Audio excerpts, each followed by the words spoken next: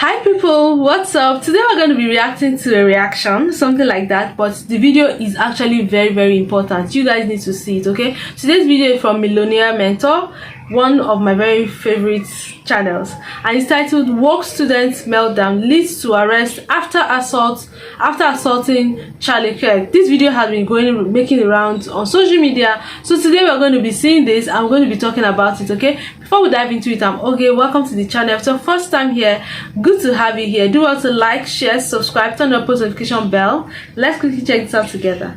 Can you believe this? Just how easy has it become to accuse someone of racism and just walk off scot-free? Well, the clip you're about to watch paints a sad picture of that when a student saddled Charlie Kirk with the most heinous racist intents on college campus before committing an arrestable account of physical assault. Oh, wow. Just take a look for yourself how it happened before I tell you more about it. Well, I will say this. I'm fearful that there's too many people in this country that will resort to this. But I am hopeful that we had a good conversation. I would all agree with that. I'm none of the things that sign says. White nationalist, racist, sexist, anti-gay. But you know what's really sickening? Is there are racists out there. What have I ever said that's racist? Name one thing. You've enabled people to Name one. About racism, and by enabling people and giving them a platform. Like who? Like Candace Owens? People. Exactly. Candace Owens is a racist. I don't have to say anything, and you're the one who's going to talk. Name one thing I've ever done that's racist. I don't have to speak to you any more than I have to, but the fact that you're talking to these people with such hate, you're going completely against what you're saying. You're bringing hate to this campus, and there was none before. No, actually love and unity and conversation and agreement and pictures with Democrats, which I love. You know the one phrase I always remember when watching a clip like this? It's when Ben Shapiro said, "Vagary is the enemy of action and specificity is the friend of action." Notice how every incoherent string of sentence that comes out of the student's mouth exists in some airy-fairy subject realm, and she can't come up with a single thing that would actually amount as racist. And by the way, I'm not even trying to get a gotcha moment, because if there was a statement of intent that was evidently racist, any sane person would speak out against it. In the case of Charlie Kirk, it's not even surprising that he'd have to face this kind of attack vector from the modern left. And that's because when someone like him decides to speak so firmly on the issues of racism, he's playing with fire in the eyes of the modern identity-obsessed left. And if you want to know what happens when you do that on a college campus today in America, here's the perfect example of that. This is the hatred. Calling people racist man babies. There are real racists. You've had people been assaulted because of your organization. No one's been assaulted because of me. At Texas State? What about that? What do you have to say about that? Silence. What do you mean? We have an event there tonight. No, because of the student government election, your organization on campus had it rigged. Yeah, you look away from me because you know it's the truth. So I'll allow our student members to talk about it. But I will say this.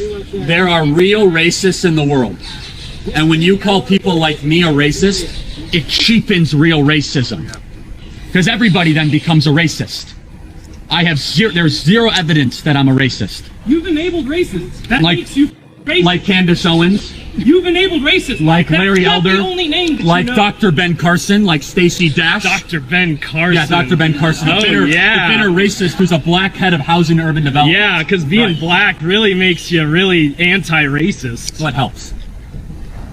Okay, Mr. I hate identity politics. Would a racist host the nation's largest young black leadership summit? Yes. Oh, okay, that makes a lot of sense. So at what point would I not be a racist then? When you stop enabling racists. Name one. All of your supporters. All of these people are racist? That's an unbelievably racist thing to say. What? Whoa, that's assault. Him?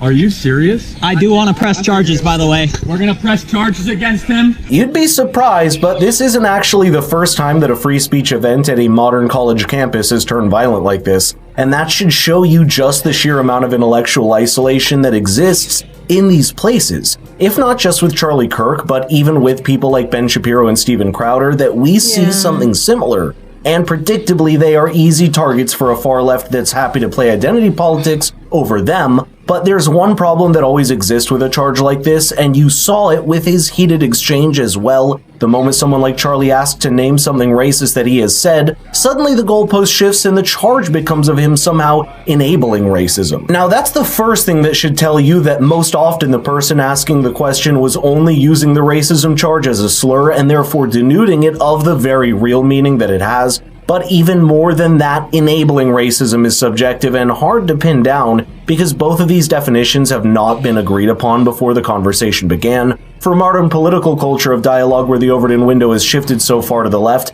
merely having a rational and open-ended conversation.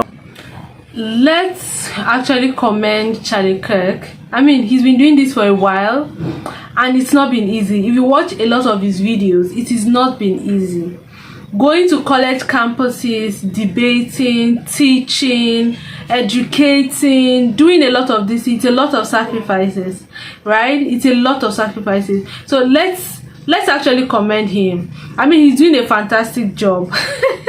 He's doing the things that are supposed to be taught in universities. He does them for free. And let's actually commend him, his effort, his time, everything he does, you know, and all of this. So this is not like, but this is the first time I'm actually seeing somebody assaulting him. Usually when there is a debate, and I mean, when you're in campus, when you're in college, I assume you're already an adult. You should understand the dynamics of conversations or debates. You know, you don't have to get so furious or offended because it is not going your way, right? So if you're having a conversation with somebody and it is not going your way, it's not in your favor, it is adults like to try to keep it civil. You don't have to be abusive. You don't have to start calling names, screaming. You see a lot of these students do that. They call him names, they shout at him. This one even, you know, assaulted him. A lot of them will walk out of the conversation, of course, when they are not winning the conversation. But this was like the height of it. This was like the height of it. Now he's saying, okay, give me an example when I've been racist. Now you guys, there have been videos where we've reacted to when students say, oh, Donald Trump is a racist. And then Charlie Kirk will ask, okay, give us an example, like a situation, give us an example, you know. And when that question is usually asked, the table turns, they get defensive. Just answer the question. I mean, you can't lay claims to something and say, oh, this thing is this, without having evidence or facts to back up your claims. Do you understand what I mean? So that's usually the situation. Let's see how this went down. Conversation on race in America can be construed as enabling racism. Not just that, it's never enough for the modern far left to simply not be racist anymore. If you read books like White Fragility or How to Be an Anti-Racist by people like Ibram X. Kendi and Robin DiAngelo, you'll know how it is expected of you to be a very particular line on the racist debate or risk the charge of being a rabid racist yourself or enabling them instead. There's no third way, and you can imagine how someone like Charlie Kirk, who's not fond of shutting himself down, to appease this new class of thought would decide to just say things unapologetically on the debate, even if there's a chance of them being misconstrued. For example, you might have seen there was a pretty big online controversy where Charlie Kirk's opponent came after him for an apparent smoking gun that they had found on Charlie's alleged racism. It was a clip of him saying after a decision of United Airlines to have at least 50% African-American pilots, he could no longer trust his pilot's merit if he was flying and saw an African-American pilot. However, Charlie made it very clear that this is the ugly kind of race-tinted worldview that the modern race-obsessed left had created, clearly stating that race and skills have nothing to do with one another. Perhaps that's a message that United Airlines needs well. What I was trying to be, very vulnerable with the audience is that DEI invites unwholesome thinking. And I said, and I was saying in the clip, that's not who I am, that's not what I believe, but what it does is it makes us worse versions of ourselves, Megan. That's the whole point of what I was saying, is that I now look at everything through a hyper-racialized diversity quota lens because of their massive insistence to try to hit these ridiculous racial hiring quotas.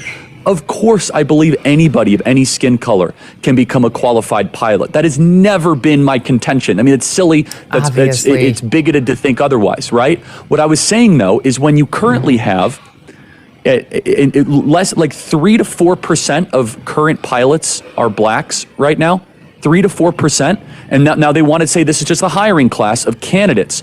Are there enough candidates to fill the 50% quota? And that is exactly right. America's finally come out of the clutches of a race-tinted past, and the fact that a vital discussion like this can't be had on college campus shows you a grim picture of what has become of the educational system as well. Colleges of all places are where these discussions are most necessary to have, because what happens at a college campus eventually ends up across the country and workplace just a decade later. Right now, that's not an encouraging sight moving forward, and we've seen more than enough incidents of heckling and shouting down speakers with opposing views in these places. I hate you. Yeah. Would you like to have a substantive conversation, or? A substitute? Yeah. A substitute? No, man. Would you like to have a conversation? Sure, absolutely. Okay. Yeah. Okay. I don't like you. I think you spread hate. I think you spread bigotry. I think you piss a lot of people off because you're just an awful person. I don't think you really want to debate because you're just here to piss people off and energize your crowd of racists. What have I ever said that's racist? Oh, what? Can you name one thing? I'm Hispanic, and I support Charlie. Does that mean anything? I think you're just trying to play a game, and I think this is obviously going to be used. What have I ever said that's I just hateful? want to You're awful. Get off my campus. When have I ever said anything that's hateful? Have a nice day. He can't say anything I've ever said that's racist, because I've never said anything that's racist. That is the American left in one picture, everybody. Lots of rage and no wisdom. That should tell you one thing above all else. It's that people like this cannot allow the conversation on race in America to simply stop or be hijacked by a certain far-left reading of history and society. That means surrendering decades and centuries of progress to people that would be happy to use it for their own narrow political agenda. But let me know in the comments what you think and share this video on your social media, because this is a conversation we better start having as a country. You guys, what do you guys think about this? I feel like Charlie Kirk, whenever the issue of, okay, tell me, give me an example of when I've been racist or anything I've said as racist, they go off. I don't like you, we don't like you, you spread hate and all of those things. And I feel like Charlie Kirk, probably, I'm very sure that he has a very strong support system, because if he doesn't, he won't be able to do this and going across campuses. And these debates are best had in campus, because that is where these things grow. Okay, it goes from campuses to offices to companies to everywhere. Before you know it has gone round. So I feel like, yeah, it has to be said and this has to be discussed. I feel like another thing I feel should be done, students should try to calm down and have civilized conversations like adults. If you're having a conversation and it's not going your way, just simply say okay and walk away. I don't know how hard that can be than assaulting a person. I mean, that was like too loud. That was like bad. But anyway, let me know what you guys think about this particular video. Which part was the highlight for you? What do you think about this video? Please drop your comments, opinions, observations, additions in the comment section below. Like this video, share, subscribe, and turn on your post notification bell. I'll see you in my next episode. Bye bye.